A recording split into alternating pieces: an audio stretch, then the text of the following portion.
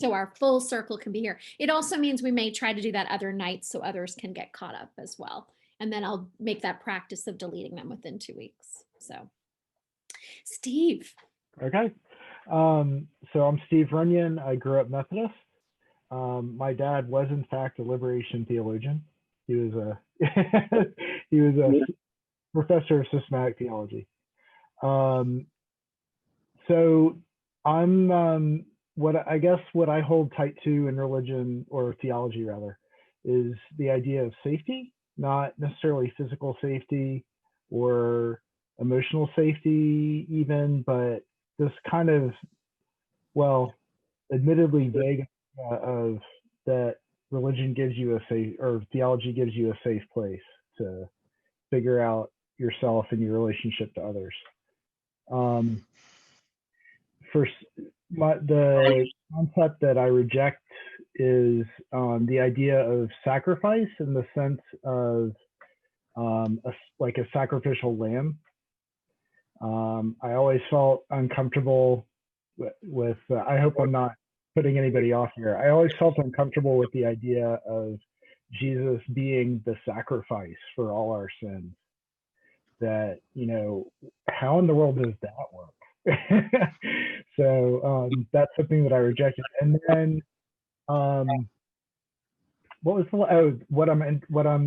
question that I have, can there be such a thing as objective truth when it comes to theology? Does it even make sense to bring it up? And who would you like to call on? So Patty is between Charles and me, so I'm going for Patty. Hi, everybody. My name is Patty Paulman, and I grew up Methodist, but actually I consider myself a recovering evangelical. I fell in with the evangelicals when I was in high school, and that concept of sin and you're going to hell if you don't toe the mark, and through Jesus' blood only we're getting saved, and it still like overconsumes me, and I'm trying to get away with it. What really turned me off to the evangelical church is when I fell in love with a Reformed Jew, and the minister wouldn't marry us. And this has been a search like all my life now, like what's right for me and what's my truth. So that's why I'm here. I guess that I like the concept of God loves me and God protects me. I'm rejecting I'm going to hell. And I really want to explore if there is an afterlife, like what's next. Because it's kind of depressing, like this is the best, we all die of COVID or whatever is going to happen, and that's it. It doesn't work for me. So Patty, I'll just mention again, because I want to stretch people on the metaphor in a good way. You just brought up my first humanist class I ever taught at the fellowship, when we were going over Unitarian Universalists' history with humanism, and everyone in the room was there, many of whom identified that they didn't believe in a concept of God, but half of them believed in an afterlife. So I thought, oh, look, you see, Unitarian Universalists just cannot be pinned down. So okay. We cannot be pinned down. And Patty, who would you like to call on? I'll call on Kathleen.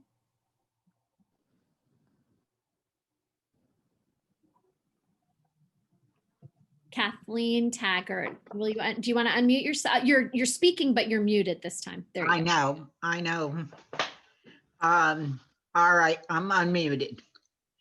Okay. I grew up with a lot of religion and no religion. My father was Dutch and lived in Lodi. All the Dutch people in Europe came to Lodi.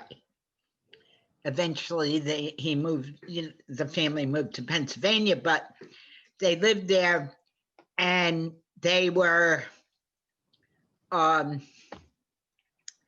just lost the word I'm looking for, Reformed Protestant, very strict Reformed Protestant. But if you told my father that he was that, he would never believe you. He would say he didn't believe in anything, and he didn't believe in religion. And you know, it was very strange. We did not go, we belonged to a Reformed church around the corner. We only, and I think we lived there because it was a Reformed church. We only went probably once a month or something like that, whenever my mother ironed our dresses and everything. But my father, even though he did not believe it, brought us up, and so did my mother, brought us up believing or teaching us what Reformed Protestants do believe, which is a very, very strict kind of, there is only one way to do everything. Everything has one way. There is only one right way. Everything else is wrong. I'm only going to interrupt, Kathleen, because we're about to actually share with partners more deeply. Okay. But we only have time to share I know. the tradition. I get very confused with my own childhood. I really do. The more I think about it, the more weird I realize it was and all. But I think what I have always been looking for is trying to put what I believe into a theology or into a belief system, which I don't have and haven't really had the time or the energy to find it, but I would like to find it. So, do we have anybody else we have to call? Yes, let's see. How about Carrie? All right, Carrie, fine. Okay. I grew up Baptist, and my family was very involved in church, and my parents were in the choir, and they, it was like I went up through youth group there. I got baptized when I was 12 there. We went all different kinds of places, like to different, conferences and stuff like that. And in college, I kind of explored different things, and ended up at some point in like a very cult-ish type situation. Anyway, interesting, but we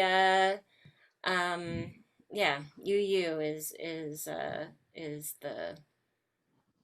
such a good match, and the place where I feel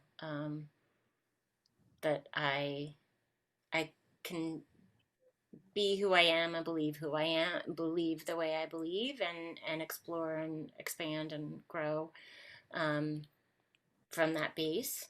As far as beliefs, I guess community isn't exactly a belief, but it's something that was really... We elevate it to belief here. We'll talk more about that. Okay, all right.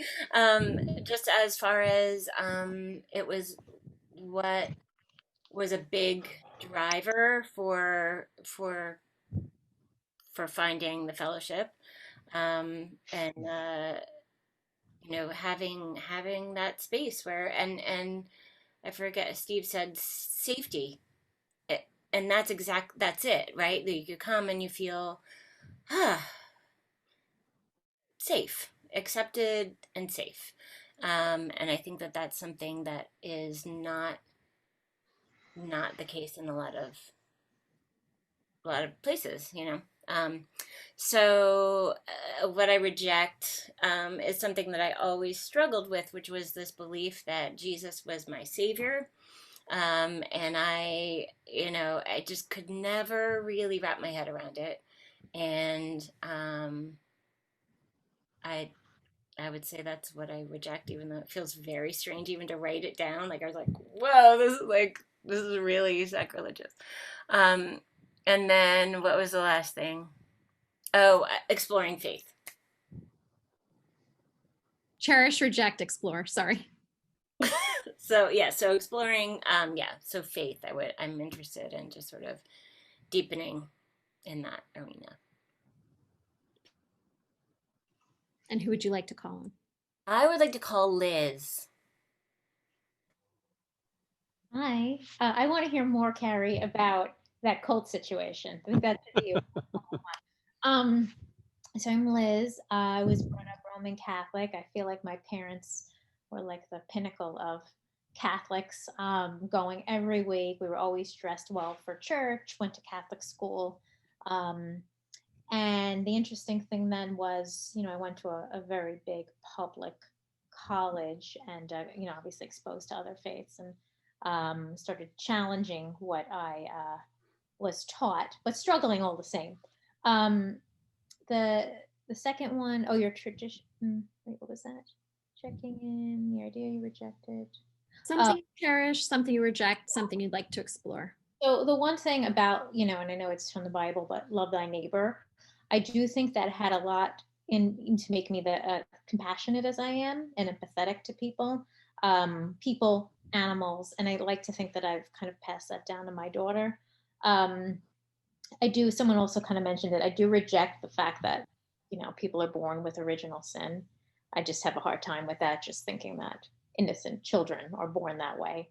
And then I think Patty said it. I do want to sort of explore the life after death, whatever that is, whatever it is, and everyone's all over the place in their thinking on that. But that's why I'm curious to see what other people have come to. I'm sure it's always evolving.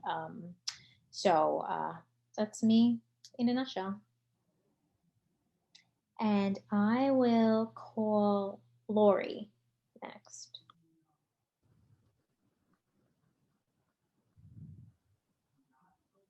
Thank you, Liz. I'm trying to send something. I forget how to send in a chat. Anyway, I'm Lori. I was raised Lutheran, then kind of went atheist in college and found my way to UU. So I will be the person in the group who says the idea that I cherish is that I can pray to an entity I call God, and feel strengthened and guided. And that's true for me. And it's probably the central tenet of my worldview. I do reject, though, pretty much everything in religious orthodoxy. For me, God is not humanoid, some kind of guy on a cloud. In terms of Christianity, like Jesus was the only guy who knew anything. I mean, forget, like virgin birth, the whole, all that the word is literal, or any religious orthodoxy. I feel like each person has their own path. Each person walks their own way, which leads me to what would I like to explore. For me, it's so interesting because we all have noses. We all know what it's like to love somebody. We have so much common experience, and I would like to explore, because I feel like history is rife with people like killing each other because they don't agree about spiritual stuff. And I guess if I came away from this experience feeling like we share more than we have different, I would feel such an amazing, I don't know how to describe it. So that's what I'd like to explore. And I'll just say welcome to our newest member at the fellowship. Lori is the most recent to sign the book. So welcome. Who would you like to call on, Lori? I'm going to call, I don't know if I'm going to say it right. I'll give it my best shot. Gabor Kiss. Hi, Lori. Hi. Yeah, Gabor is fine. That's not the correct Gabor. pronunciation, but that's good. That's good enough. Okay. Yeah, sorry I joined a little bit late, but I guess I see the chat from Charles saying what we're doing. So I'm a longtime member at MUF. I've been there probably 30 years now. religious tradition? Well, I was raised Catholic, like a lot of people, but I discovered when I was 12 years old, 13 years old, maybe, that actually my mother was Jewish, which she had never told us that. So that makes me Jewish, even though I don't know anything about Judaism, legally speaking. I mean, I could go live in Israel if I wanted to, I suppose. And then I rejected that, not Judaism, I rejected Catholicism very early on. I was one of those smart-ass kids that were asking nuns questions that, they couldn't answer.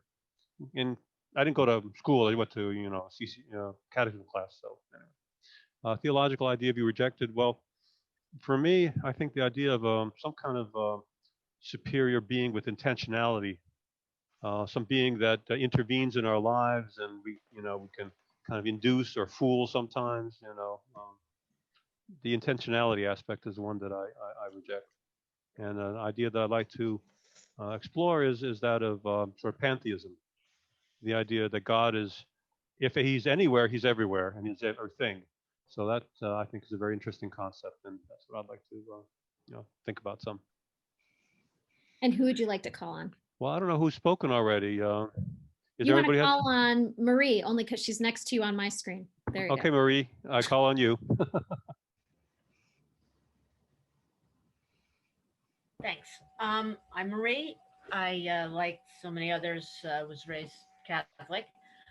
As people have spoken, I would call my family the stamp the card family. So we did everything that you're supposed to do. So you got the stamp on the card, but like go to mass every Sunday, click. Various holidays, click. Holy days of obligation, click.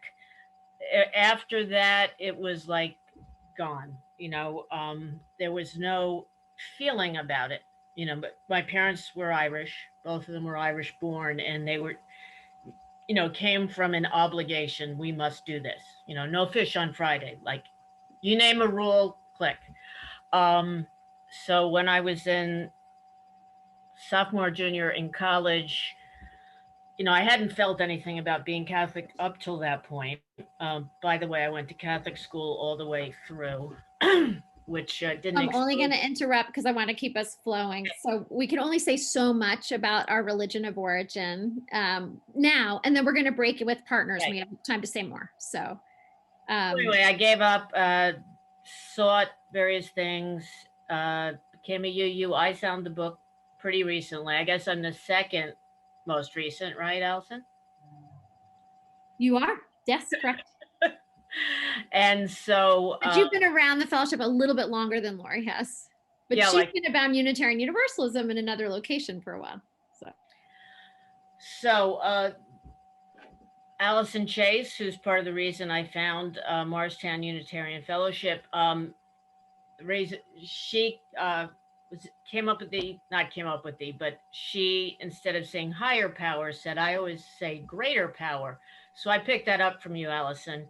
And so that's my core belief. There's something bigger than me, but I don't know what it is. What I've rejected is there's an intermediary, a priest or someone like that, particularly male. There's, not needed. And then I haven't decided what I want to explore yet. And since I brought up Alison Chase, why don't you go next? Okay. I grew up as a Protestant Christian in a community church that was identified as Dutch Reformed, but was by Dutch Reformed standards quite liberal. It was really a community church, and I knew some people who were in Reformed churches who were really, they spent a lot of time in Hope, Michigan, and that whole Reformed, that wasn't the church I grew up in. I was quite religious as a child. I liked it. And up until I was in high school, when I went to a girls' school, I went to a religious conference in Pennsylvania, which was a Protestant conference, prep school type people. And people were challenging the faith. And I thought, I hadn't thought of that. So I did too. So that was it. I left it. I always liked to go to church, and I did occasionally for many years. but never joined anything, and really had an intellectual commitment to not having a faith. Kind of dumb, but that's what I had. What I originally I said that a belief that you've rejected. I said the idea of original sin. That people are depraved. I agree with that. But listening and hearing Gabor, I also, and I say this, I really reject the idea of kind of a heavenly string puller, an interventionist God. That I don't believe it. In terms of what I cherish,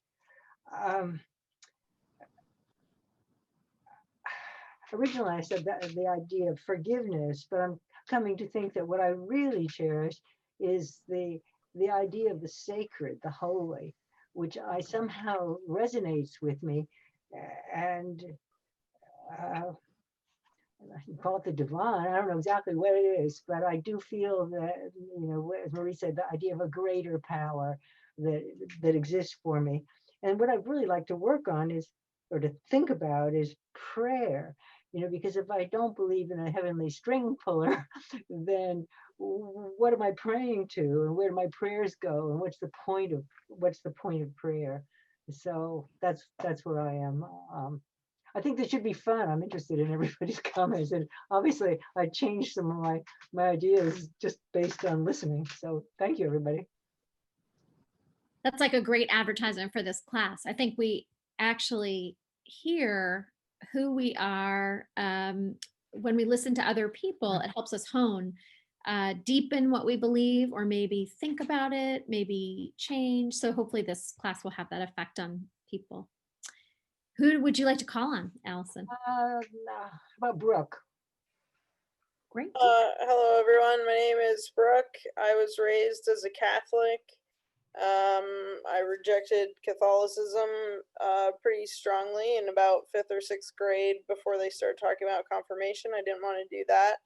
I cherish the idea of acceptance. The Good Samaritan was one of my favorite biblical stories. I reject the idea of marriage, and I guess I have to say that specifically because I'm married. I am married to my wife of 1 year. Alison did the ceremony, officiated the ceremony last year. So I would technically reject the idea that a marriage has to be between a man and a woman, and I look forward to exploring the idea of forgiveness. And let me call on Donald Marks. Hi. Well, in terms of my upbringing, I was born into a Jewish family. My father was definitely not religious. My mother was religious and attended temple more than my father, but not completely every week or every month. And she had very little idea of what really Judaism was about.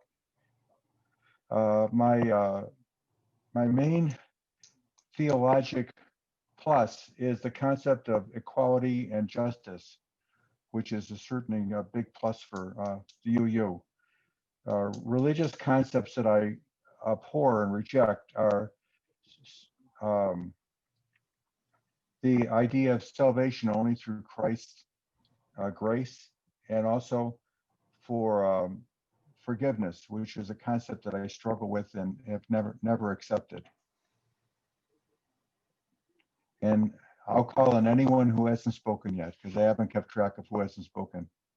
Ellen hasn't spoken, and she's near you on my screen. Okay, this isn't changing names. We can call on you next if you want, but whatever. No, I'm okay. Okay. I too was raised what I call convenient Jewish, meaning we only went to temple on the high holidays. And it was more, what I picked up on, it was more for like appearance sake rather for spiritual sake. The Judaism I grew up with was more about the culture than the religion. So I definitely rejected when I was 8 years old. I was scared to death of the big book of life. Like, oh my God, I lied to my mom about washing the dishes. Am I going to die this year. And I reject this whole God-fearing mentality. And I like Unitarian Universalism with the concept that God wants us to be happy, because if we are happy in ourselves, we are able to spread that to others, which is a very humanitarian thing to do.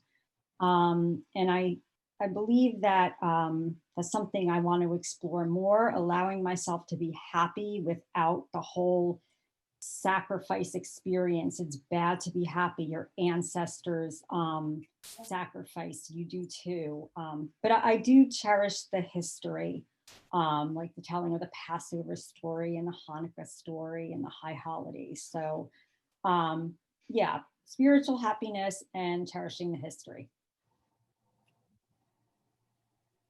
Who would you like to call on? Someone? Carol. That was my mom's name. Hi, I'm Carol McGough, and I was brought up a Methodist in a household where our traditions were Southern Baptist. We only had one mode of dress on Sunday. We only went to church. We didn't eat out. We didn't go to the movies. So in those traditions, which were my father's family's tradition, Southern Baptist, we went down one road, but all the ideas that we practiced were really more like Unitarian Universalism. So it was a very interesting upbringing. I did not know Lori before this evening, but I have a feeling that somewhere we knew each other, because some of her answers were almost identical to mine. What I cherish is the ability to have a belief in a higher power, to believe in God, and to pray. And I pray to God, I pray to my parents, I pray to everybody who's alive and dead. I pray to anyone I think can give me some solace and some judgment and some idea about where to go next. What I reject roundly and wholeheartedly is evil. And what I hope to explore is, just as Lori said, the common humanity in us all, and how we can all see that in somewhat a more realistic way. And I'm happy to be here from the Montclair congregation. And I shall pick Jim.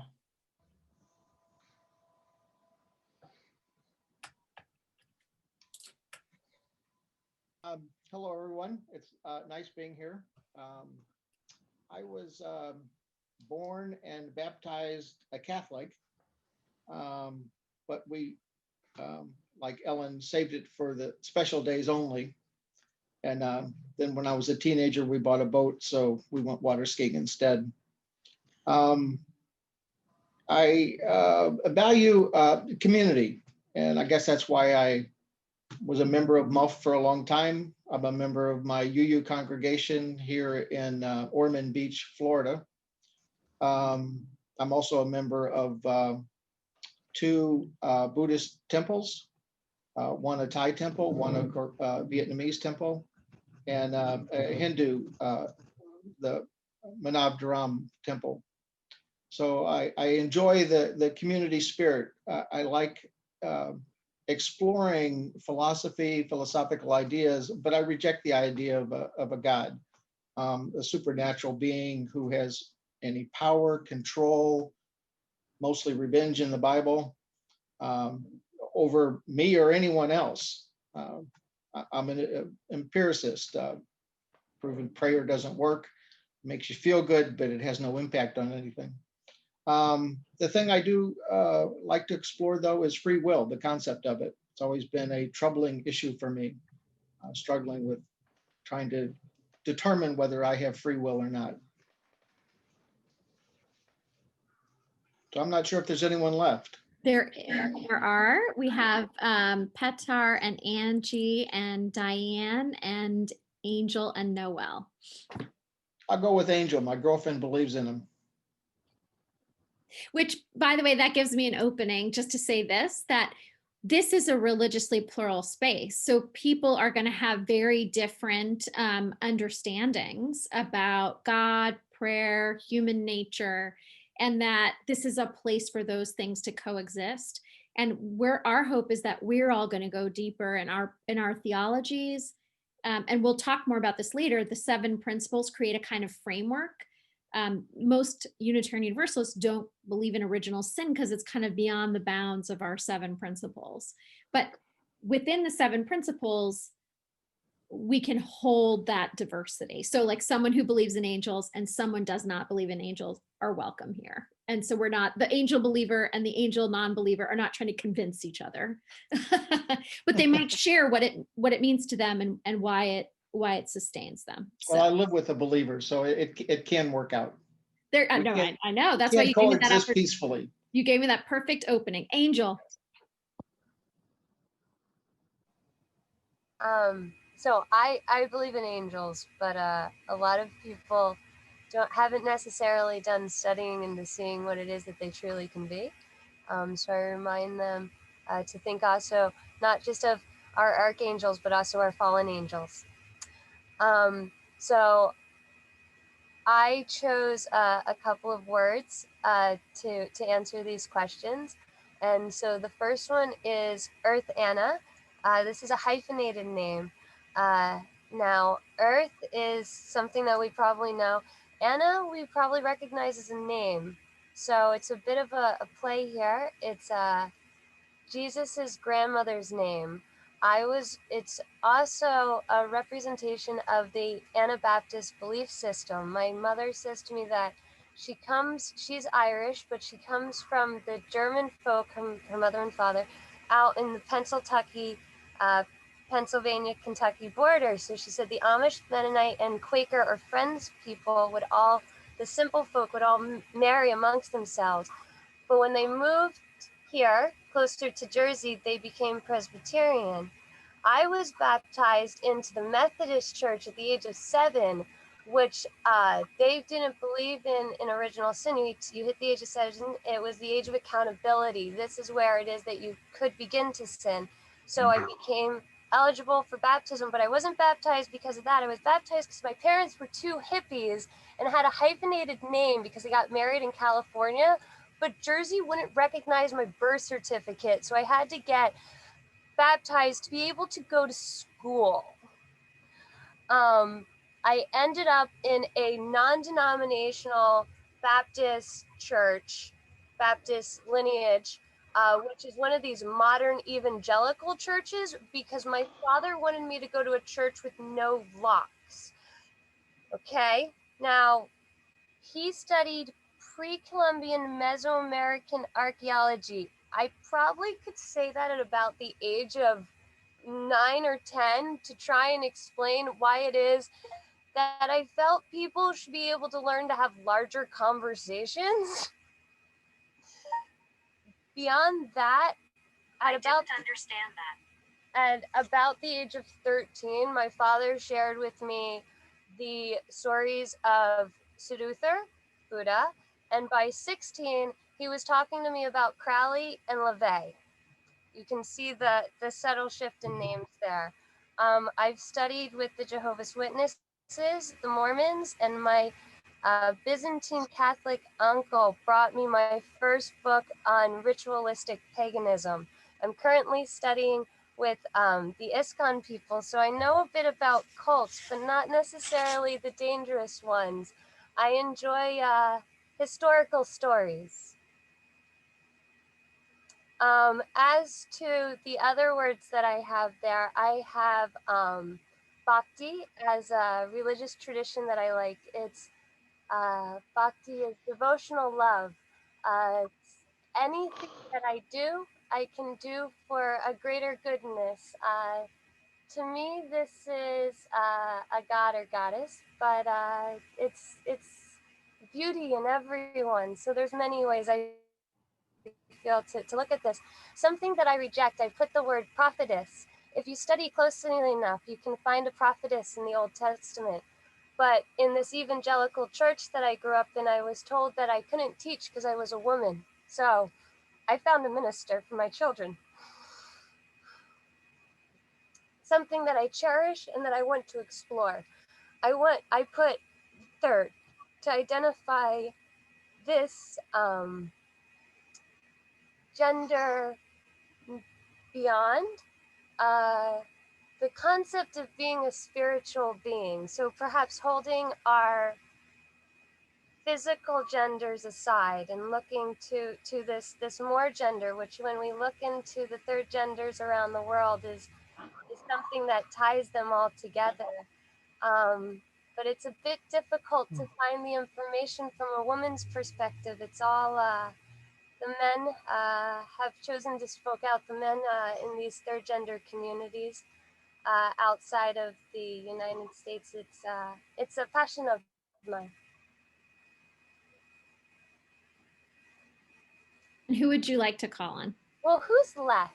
We have Angie and Petar and Noelle and Diane. I'll go with Petar. It sounds fun to say. Good evening, everybody. How you doing? You get a 2-for-1. This is Petar and Angie. Yay! Okay, so then my name is Petar, and hello to my former colleague Alison Chase, who's in there. You and I worked together at Passaic County Community College. It's good to see you again. I was raised Episcopal and came to Unitarianism where we used to live down in Monmouth County, and then we came to Muff after we moved into this area shortly thereafter. Some of the things that I cherish the idea of love and dignity among human beings, the idea that humans are made and not born. And I really believe strongly in that idea. One of the things that I reject is the idea of divine judgment, or even if there is a divine or judgment of that being.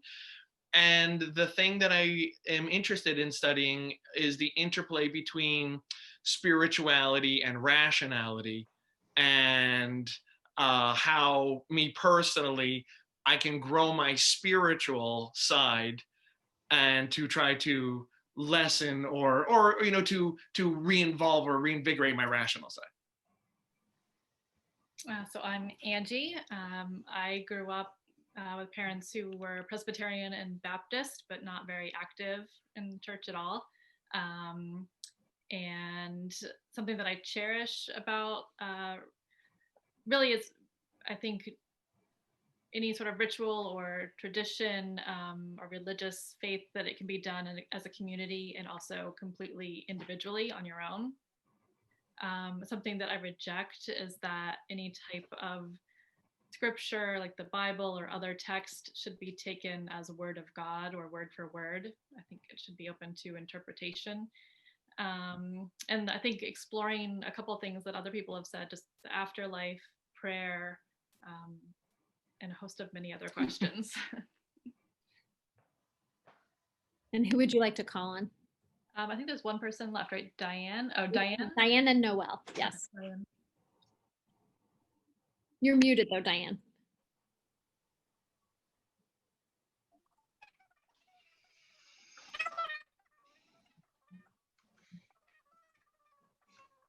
You know what, it sounds Can't like hear you're you. still muted.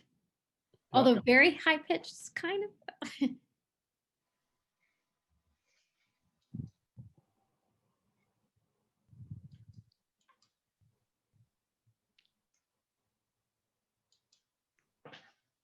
Nope.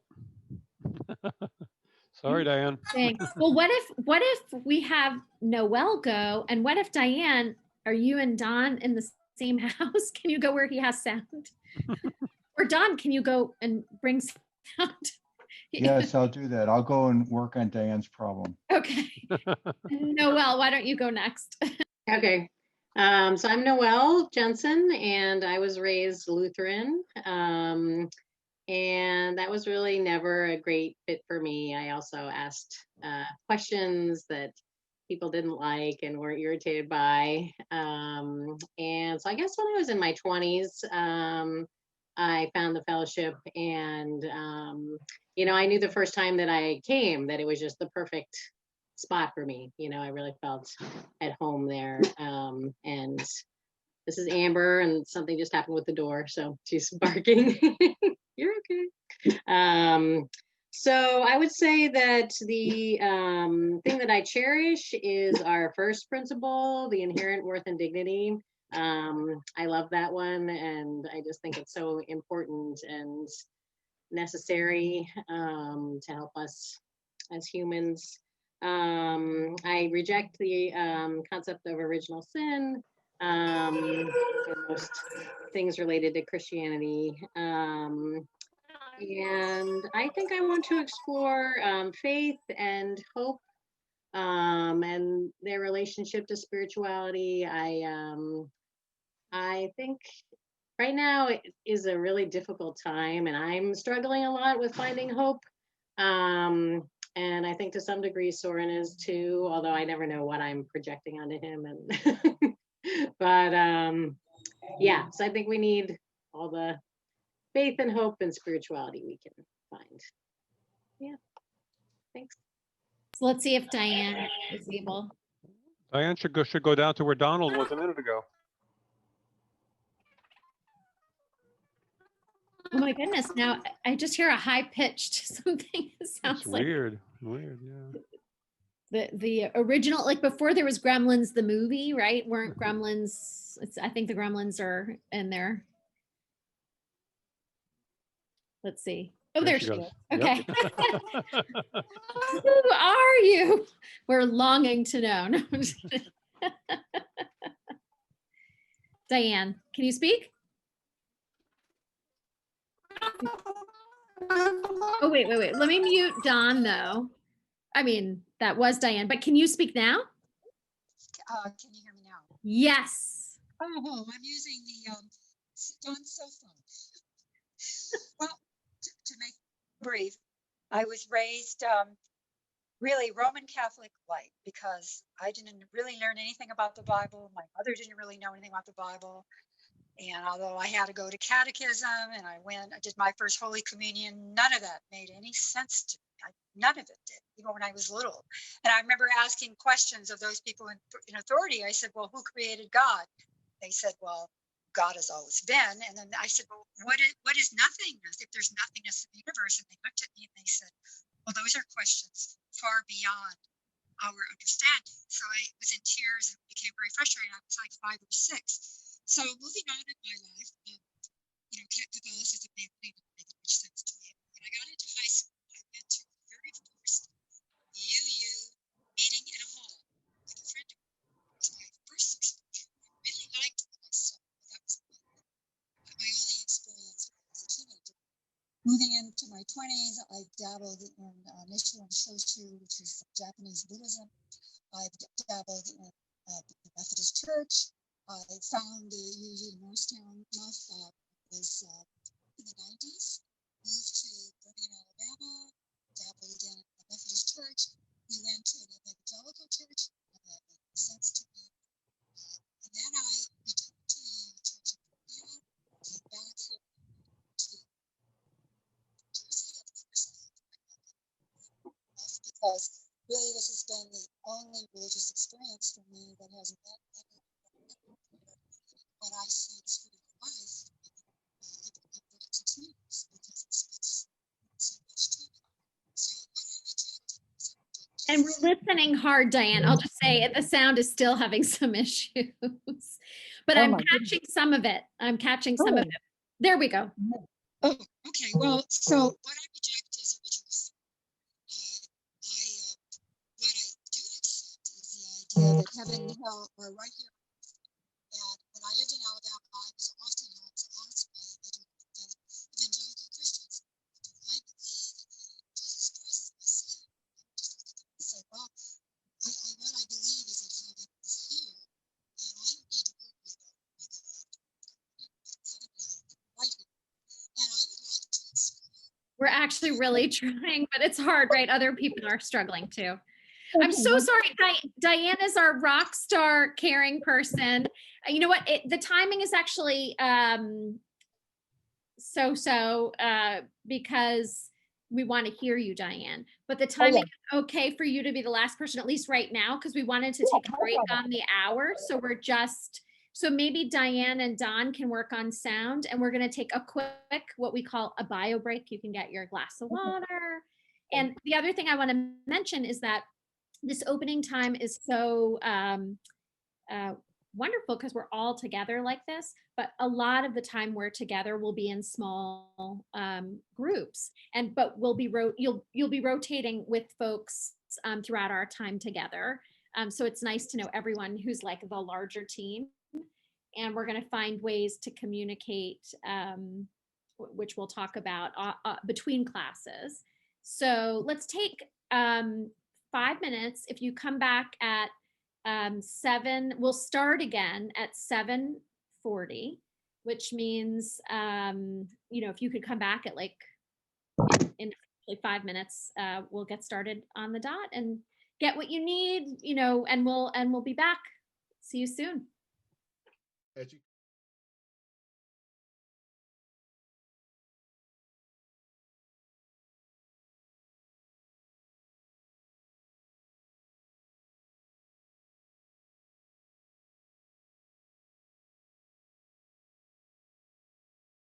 Play.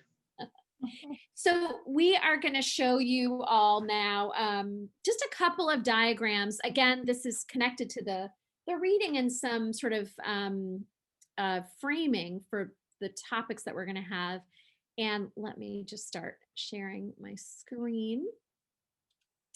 And here we go. So this is a model of Unitarian Universalist theology according to Richard Gilbert. And we mentioned 3 things at the beginning, and you see those 3 rings there, where he, in the introduction, which you'll be reading, he talks about the operational level, the process by which we do theology in religious community, being the center, those 7 principles. Those are the framework. I mentioned this earlier, that create guidelines. I think of them as boundaries of love that help determine what falls in the incredible religious pluralism that's alive in our movement, and beliefs that might fall outside. And I'll lift up, Brooke lifted up marriage. The concept of marriage only between a man and a woman falls outside. And so that's, those are our operational values. And then we're going to dwell a little on the middle in a minute and the outer ring. But he talks about the middle there as the menu of the diverse theological perspectives from which we may choose. And then the outer ring is the specific credos that result when we build our own theology, meaning what we might say about these different dimensions of human nature, ethics, meaning, human history, and ultimate reality. So Charles, I thought we already talked about this, but share a little about some of the words that we see in that central circle, especially, and already we have people lifting up words like pantheism, but yeah, what would you say about about religious humanism? What comes to mind? Religious humanism is like really interesting, right? So in some ways, it's often thought of as a reaction against theism, right? So humanism is often hand in hand with sort of a denial of theism, or at least placing it in a secondary way.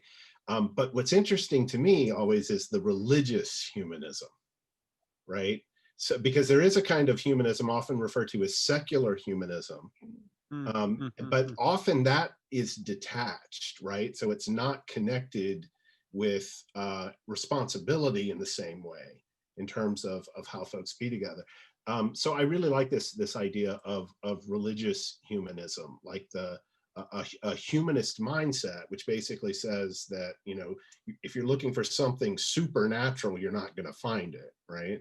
So there's not going to be a system of value beyond the human. But even though that is your viewpoint, if you are doing it collectively, it becomes religious humanism. Could you explain your comment about responsibility a little more? Well, one of the things, and this is another interesting thing I think that's worth bringing up with this entire curriculum, right? So this was originally written in '83, right? And revised in like 2000. And part of what's really attractive to me about Unitarian Universalism, one way of saying it is that our canon is not closed, right? So the Christian canon is generally thought of as closed, and the Jewish canon is generally thought of as closed, right? There comes a point at which there is no more revelation. That's not true for us. So all of this is subject to change a little bit. But in particular, what I mean by the responsibility is secular humanism is often criticized for being sort of hyper individualistic, right? Where the only thing that matters is what you do alone in and of yourself. And that's what I mean by that. I think a religious humanism puts responsibility on not only the individual's choice, but how that individual relates in community. So the fact that it's done collectively is what makes it religious, or is there some other, marker for why is something considered religious? That's exactly the kind of question you should be asking in this class and exploring, right? So my job is not to give you the answer. My job is to encourage the thought process, because that's a great question. What makes it religious? And that is actually, I think, a live question for so many people in our community. I think I'll grab, and we may not go over all these words right now, but liberal Christianity, this was written back in 2000 and 1983. And I would actually update that today to say liberal, really world religions, if you will. At the very least, the liberal, I would say liberal world religions, inclusive of Christianity. It's true that we come out of, that we as in Unitarian Universalism has Protestant roots, but people who are in our tradition are coming out of Taoism, Judaism, Islam, Christianity of many different denominations. But what it tends to be is people who either come out of or have come to a liberal perspective. And here, liberal and conservative, that's why I wanted to choose this one on the heels of the election, is not the same as liberal and conservative politics. They don't necessarily go hand in hand. Some people who are Orthodox could be it's about conserving the tradition and handing it on faithfully, whereas liberal is much more about the balance of tradition and innovation, and it's built in this concept of change. And in fact, you might say that a creed is more of a conservative religious idea, but it doesn't mean that everyone that believes in a creed is a conservative political person. That's a good example. Whereas a credo is meant to evolve and change. And our even there's talk of an eighth principle that we are talking about, but the movement is talking about. So our 7 principles are themselves transforming over time. So liberal in that sense, open to change built in. Wasn't there a book once, Being Liberal in an Illiberal World, something like that? There's like Being Liberal in an Illiberal Age, I think. Yeah. Biography. Alison, I have a question. Yeah. So for those of us who might not be in the know, what would you say is the difference between liberal Christianity and liberation theology? That is a good one, and actually very much at the heels of what I was talking about. To some degree, that one actually does take us dangerously close to politics, but I would say that liberation theology would posit that you can't separate religion from its practical application in people's lives, and that if beliefs lead to oppression, I'd say liberal theology is connected to the Enlightenment, reason, things that we really prize, a little more individually focused, versus liberation, which really is about how our theology not only impacts me, but the collective. And sometimes you'll hear Two, specifically, I think of James Cone, God on the side of the poor, right? That our theology is, what we believe is tested by its impact on the most vulnerable people on the margins. So those are good. See, this is a little bit of interplay. Yeah. So let's go to the outer ring and say that I'll jump towards ultimate reality, and then you can this feels like Jeopardy, and lost our fearless leader there. Ultimate reality winds up a concept for God here, right? Like, what is it that points towards ultimate? Is there anything that guides your life beyond you? Love, God, nature, what is it that you find to be of ultimate importance? And embedded in that, and I'll sort of grab the one next to it, which is Unitarian Universalists have tended to have very optimistic understanding of God and ultimate reality, even nature, pointing towards the good. I mean, we could look at nature and say it points towards total chaos, right? Like, we could say that too, but we tend to be more, and we may say that actually. That was a little what I was wrestling with, the word sin. Sometimes Unitarian Universalists have avoided all sort of hints of not being optimists, and human nature too. We've been very optimistic in terms of our ability to grow and learn. And we talk about a positive concept of human nature and human goodness, which is so grounded in our traditional understanding. I appreciate that Richard Gilbert calls it, it's about finite human beings having finite freedom and the ability with that freedom to continue to grow and learn and change and become better. So, Charles, want to grab one on the outer ring? Yeah, so like human history and beloved community, for example. This is an interesting one for me because one of the tenets of my belief system is geared around religious naturalism, which I hope we'll get to talk about at some point later in the course as well. The question for religious naturalism is, what is the point of human history? It's a little bit like what you're talking about, Alison, with you can see nature as like this harsh, uncaring thing, right? That who is to say humans are the pinnacle of anything, right? It's an evolutionary process that has taken, billions of years, and we end up here, but how much of that is chance?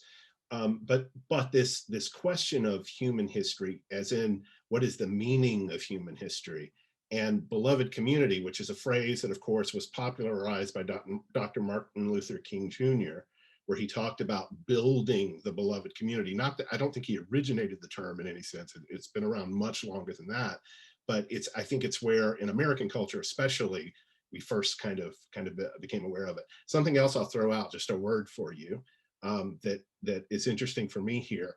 There's also a concept called process theology, theologians. And one of the things I love about that is it can use the term God, but it doesn't think of God anything like the traditional definition of God. God becomes a process, an ever unveiling thing. So in process theology, for example, the future is not even known by God, whatever God means, right? It is the process of becoming. And so our choices matter because essentially our choices are part of the process of God becoming. So in this process theology, God has no intentionality. Well, or I might say it another way. The only intentionality God has is the intentionality that we create through our process of interrelationship. Mm-hmm. Cool. A lot of people will talk about God as a verb for process theology. So, and let me just show you flash. But when you go down that path, God becomes meaningless if everybody has their own concept of God. And that's been my experience and my lifelong experience talking to people about whether they believe in God or not. 3 minutes into the conversation, they're redefining God from anything I've ever heard from before. Nobody on the planet has the same, meaning of God when they talk about God. I But don't the agree with that. but the idea that God, see, that's interesting. This is fun. So the idea that God is fixed in a notion, a lot of times is rooted in a particular Orthodox concept of the Jewish God or the Christian God, and the idea that that that can be veered from, or the creative act. But it's true. I mean, again, what are the parameters? Like, are there any boundaries? Could God be anything? Becomes a question. And people do say, is God a force, a metaphor, pointing towards the ultimate reality?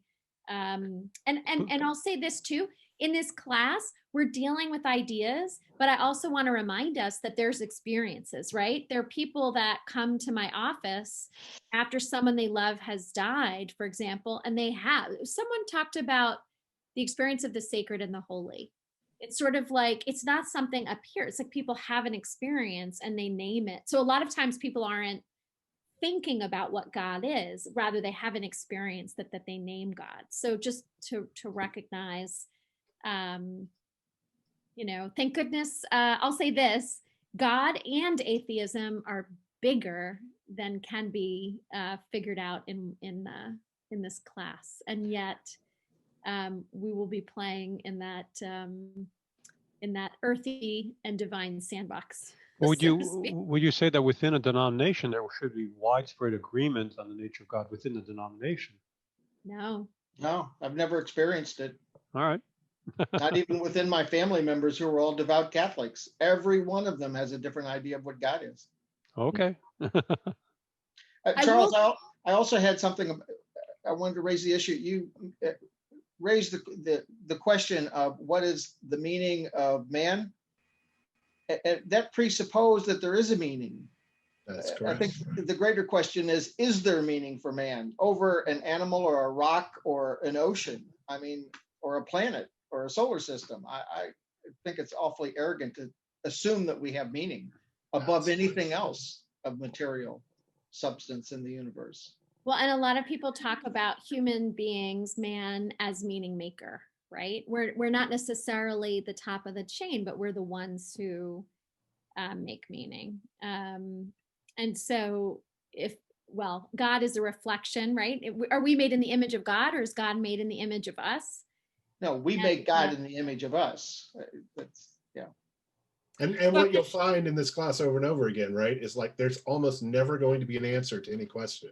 There are going to be more questions, right? It's always about figuring out where you are, and like what words do we use to describe God, and what are our precepts, or any theological terms. And this diagram is awesome. I love this one. One second. Many of the deities that I've seen look nothing like humans at all. I just want to put that out there. I'd like to just interject. I think if we look at big concepts like love or fun or satisfaction, each of us would experience those in a different way. So I don't think it devalues something to say that everybody has a different experience of it. I think it honors the fact that it's a large thing.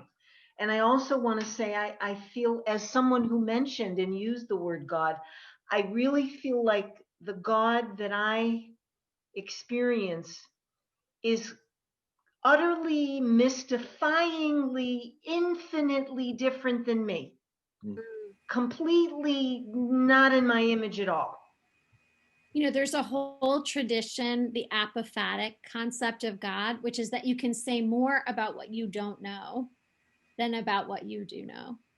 And so there's, and a lot of Unitarian Universalists don't actually have so much of a personified concept of God. So I think I appreciate Lori lifting up the sort of, we talk about big questions, but big ideas. What is love, right? What is love? What is human nature? I mean, these are complex. And I'll say this, though, that a lot of times, subconsciously or consciously, our understanding of what matters most whether or not we've taken the time to articulate it, what matters most to us affects everything we do.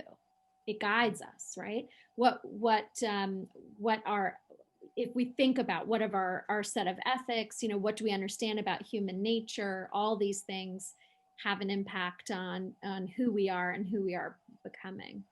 So this is just a quick guide to say that these are some of the areas that we're going to be talking about in the future together. And you'll all get your books shortly and be able to read these. And I may even go ahead and copy the introduction and the reading for the first session so that since we're all buying the books, that feels ethical, so that you can start delving in. This feels like a good place to ask this question. And one of the things that we're talking about is, what are the expectations of the class? So it's my hope that you will be as faithful as possible in terms of attendance and in terms of the reading. So people have a lot going on. Don't we all know that? I mean, we're in the middle of the pandemic. So we're going to meet together. And if you have to miss a session, of course, we understand. And as we said, we're going to record so that people can get caught up.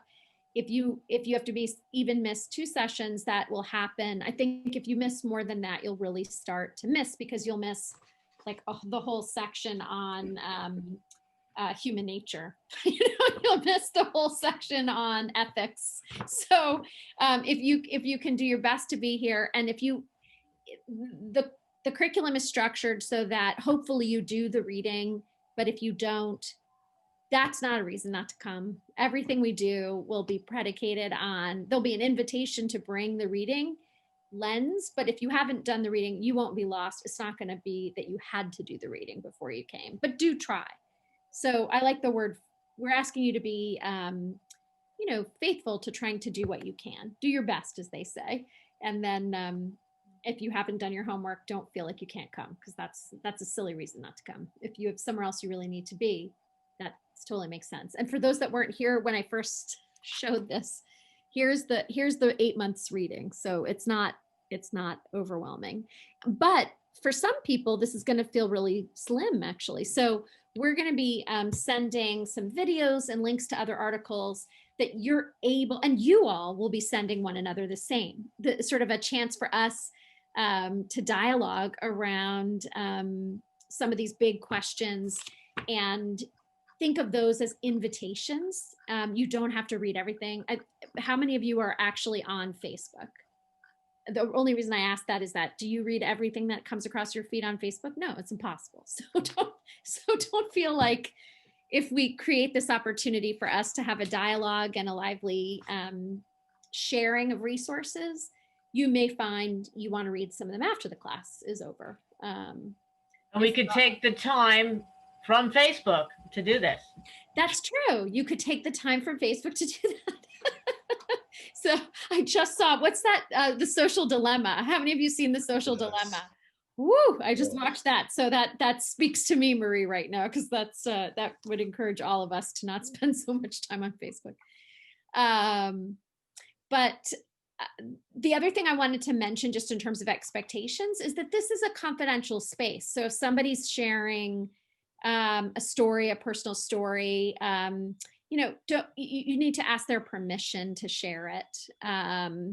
And again, I think I alluded to this earlier, that there's an expectation of respect, that we are a place that believes in one faith, many beliefs. And so we honor that there is the wisdom of the mind, the wisdom of the heart. There's different sources of wisdom. We've all had different experiences that inform us. And this is really a place to lift up what those things mean, and not, as I said earlier, it's not a place for people who believe in angels and don't believe in angels to convince them. We're not trying to convert one another, but we are maybe learning from one another. Maybe we'll have a better understanding about what we do believe and don't believe. Charles, do you want to add anything to expectations, or? I will say this, because this came up in someone's introduction, and I just wanted to remark on it, partly because this was something that was really important to me with what I worked on the summer series for those of you who are part of it. I'm really interested in religion that's not just intellectual, right? So I'm really interested in theology that is our full embodied selves, that acknowledges the emotional validity of what's going on as well as the intellectual. I'm not discounting the intellect. So I would invite you, as much as possible, bring a sense of curiosity, right? So the more you're open to being surprised in this class, I think the better the experience is likely to be for you.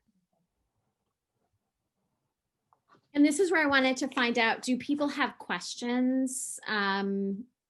We have, what's remaining is I want to talk a little about potential communication forums, and we have a spiritual closing. So we're running sort of right on time. But Diane, yes. Yes, I posted in the chat. I wondered about the books. Will they be mailed to us? How are we supposed to get these books? Pick them up? Yes, we're ordering them. They're coming from the UUA, and then we're either going to mail them to you or potentially, I mean, you know, I might just drop them off at some people's, depending upon where you live, you know. I'll walk down and get it, Alison. That's what I'm saying. It'd be silly for me to mail it to Gabor. Depending upon where you live, it might make just as much sense to leave it at the fellowship for you. So, or to drop it off at your house, depending, you know, upon where it is. So, but we'll send an update, and I will follow through on what I just said. I'm going to go ahead and send everything up through this night so you can get started on that. Great question, Diane. Thank you. I really appreciate what you just said a minute ago, Alison. Is what matters to us affects everything we do, whether or not we have articulated them. Mm-hmm. That's very good. That's why I'm here. Liz? I have a quick question. I mean, I don't know what other classes have done, but like at my job, for instance, we use Teams. So that's sort of like the collaborative space where we post documents. Is there anything like that? No, we're using Zoom tonight. Actually, that's what I was just gonna, that's that next topic, which is thinking about communication platforms that we might use. One possibility is Realm, which is technically something we're all on. And we can create a group where we can actually chat with one another and actually post resources. We could experiment with how that works, or actually I heard a better word. We could learn with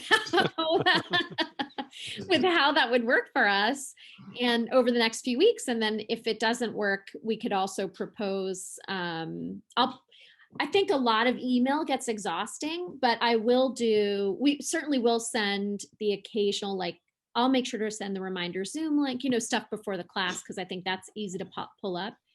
But we can see how that works. And if it doesn't, what are platforms that people have used in the past that they think are good? I assume everyone's not on Facebook. Is that a correct assumption? Or is everyone on Facebook actually? No, okay, not everyone's on Facebook. And I'm not necessarily, we don't want to use a platform that everyone can't have access to. The other one that we've used for some, like I was in a class this summer and our RE class was Mighty Networks. So that's another possibility, but it's something we'd all have to sign up for versus Realm that we're already signed up for. So we might, as I said, what if we experiment or learn with Realm, and then we can maybe move to Mighty Networks or something if it doesn't work as well. Has everyone actually gone on their own directory profile at the very least on Realm? Yeah. It'd be such a good thing for us all to learn anyway. So, and Carol, if you're not in there, we'll put you in there. So, Charles, any more about that thought? No, I don't think so. I think that's everything we talked about. Great. Any other questions? Okay. I want to sort of say a special welcome to the parents in this circle of coming of age students. So there are some parents of our coming of age students that are there. And I also want you to look forward that on May 16th, our 6th, 7th, and 8th graders will be sharing their credos in the service on Sunday morning. And we are going to culminate by having a special celebration where we share credos with each other. And then we can have a conversation about if we want to do something beyond that. But we'll have our own sort of credo sharing celebration. But I thought it's just nice that these two classes are happening at the same time. So maybe we'll have to get some of their materials as well. Exactly why it is that I was taking the class. My son and I are kind of corny this way, so. I love it. I think it's great. I love it. So, well, great. Well, then we have a closing, and it's a shared closing. And what I want you to do is think of one word. It's like one word. My religion is.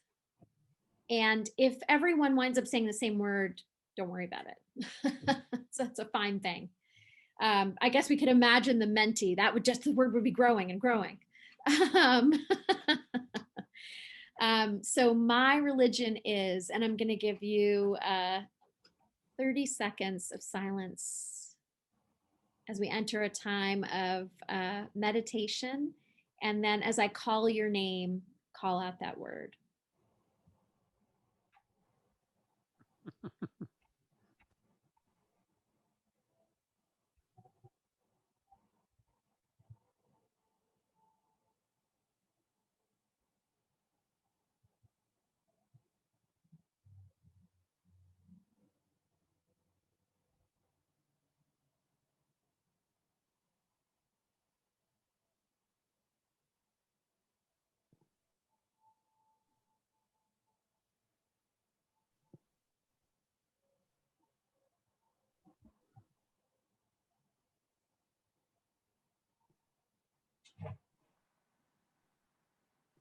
My religion is so many things. My religion is Noel. Welcoming. Steve. In development. Diane. Sharing love. Carrie.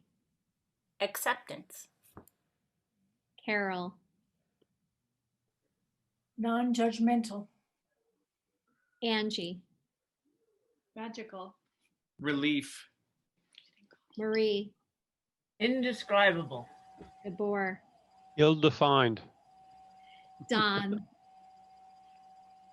Oh, you're muted.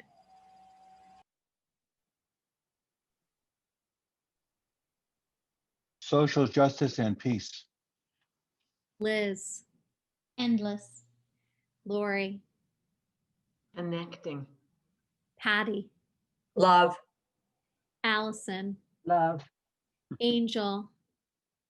Oh goodness, the deepest thing I could do is hold that silence a bit longer, actually.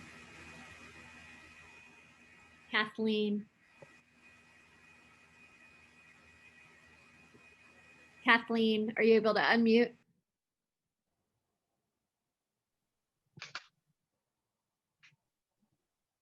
Brooke. Growing. Ellen. Safety. Jim. Truth. Candace, I see you. You want to add a word?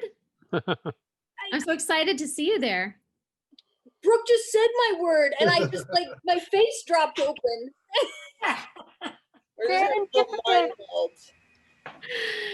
Let's see, Kathleen. Oh, yes. It's engaging. Yay. And Kathleen, I see you're unmuted. Yes. Yes. Just the I word. was like, I love that. My religion is yes. Okay. Kathleen, what's the word? Justice. Great. Charles. Life affirming. Did I miss anyone? I'll add healing. And our closing poem, and then we're going to have a closing song. Faith is not belief despite the evidence. It is adventure in scorn of consequence. Faith is not credulity in the face of occasional miracle. It is discerning the miraculous in the daily round. Faith is not blind confidence in the hereafter. It is the will to live in the here and now. Faith is not clinging to creedal assurance. It is grasping the uncertain with conviction. Faith is not confidence in salvation which lies beyond. It is trust in the life which surrounds us right here.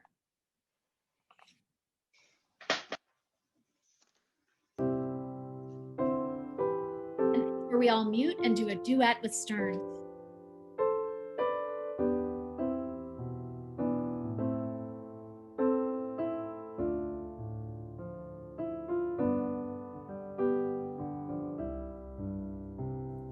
Spirit of life, come unto me. Sing in my heart all the stirrings of compassion. Blow in the wind, rise in the sea, move in the hand, giving life the shape of justice. Roots hold me close, wings set me free. Spirit of life, come to me, come to me.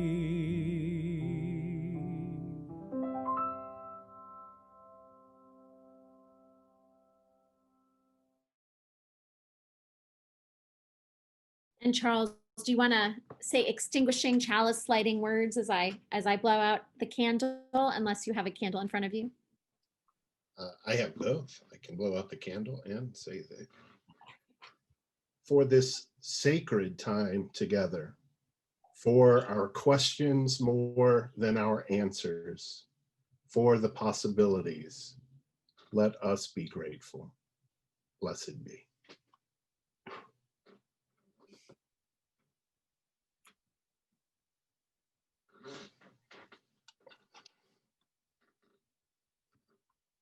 Thank you all for coming tonight. It was great to be together. So take care.